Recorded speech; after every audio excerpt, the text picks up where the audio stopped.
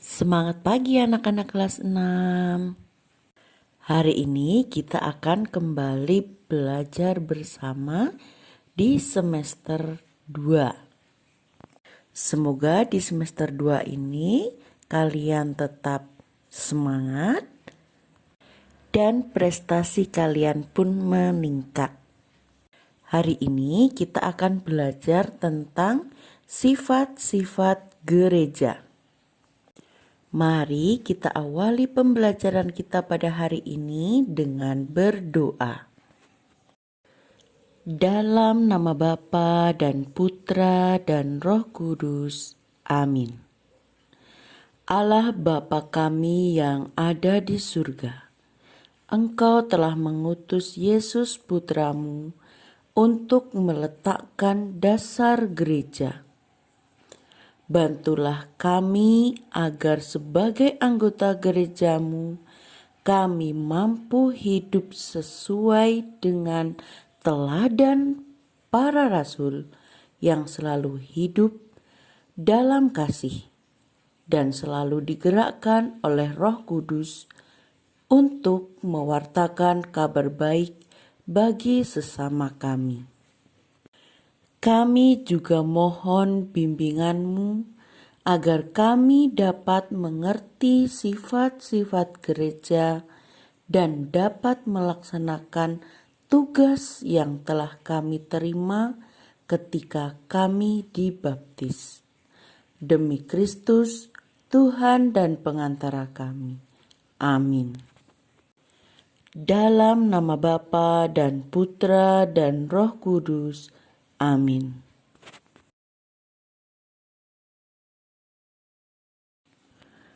Dalam sebuah masyarakat terdapat banyak kelompok atau persekutuan. Misalnya perkumpulan arisan, pramuka, dan perkumpulan lain. Setiap perkumpulan mempunyai aturannya sendiri-sendiri, karena tiap-tiap perkumpulan memiliki kepentingan tersendiri. Misalnya, kepentingan untuk pendidikan, kepentingan untuk suku, atau golongan tertentu. Orang-orang yang masuk dalam sebuah persekutuan biasanya mempunyai hak dan kewajibannya masing-masing. Sama halnya dengan gereja. Gereja juga merupakan sebuah persekutuan yang mempunyai kepentingan, yaitu untuk menyelamatkan manusia. Tetapi, apa itu gereja?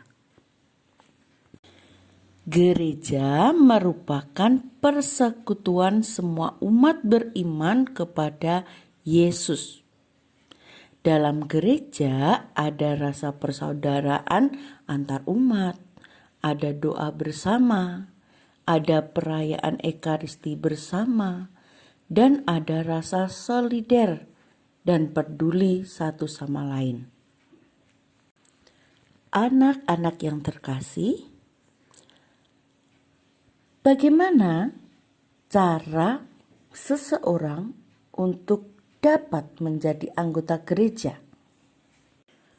Untuk menjadi anggota gereja, seseorang harus dibaptis terlebih dahulu. Ketika seseorang dibaptis, ia menerima 3 tugas gereja, yaitu menjadi imam, nabi, dan raja. Tugas-tugas ini perlu dihidupi dalam tugasnya di gereja, entah itu di lingkungan, wilayah, atau paroki. Gereja sebagai suatu komunitas memiliki sifat-sifat, yaitu 1. Kudus, Katolik, dan apostolik. Anak-anak yang terkasih, mari kita bahas satu persatu sifat-sifat gereja. Sifat gereja yang pertama yaitu 1. Artinya bahwa gereja sebagai kumpulan orang-orang beriman kepada Kristus hendaknya menjadi satu umat Allah dan menjadi satu tubuh. Sifat yang kedua yaitu kudus. Artinya gereja dipanggil kepada kekudusan oleh Tuhan.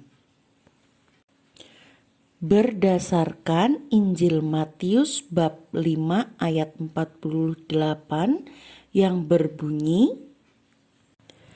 "Hendaknya kamu sempurna sebagaimana Bapamu di surga sempurna adanya."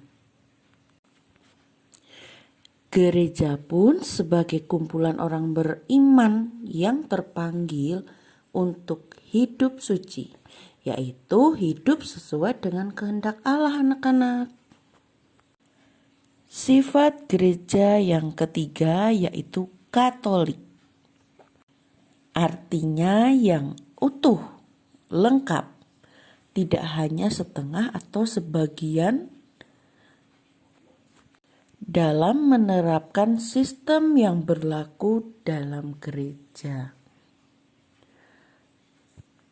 Sifatnya universal, artinya gereja Katolik mencakup semua orang yang telah dibaptis secara Katolik di seluruh dunia, di mana setiap yang menerima pengajaran iman dan moral serta berbagai tata liturgi yang sama.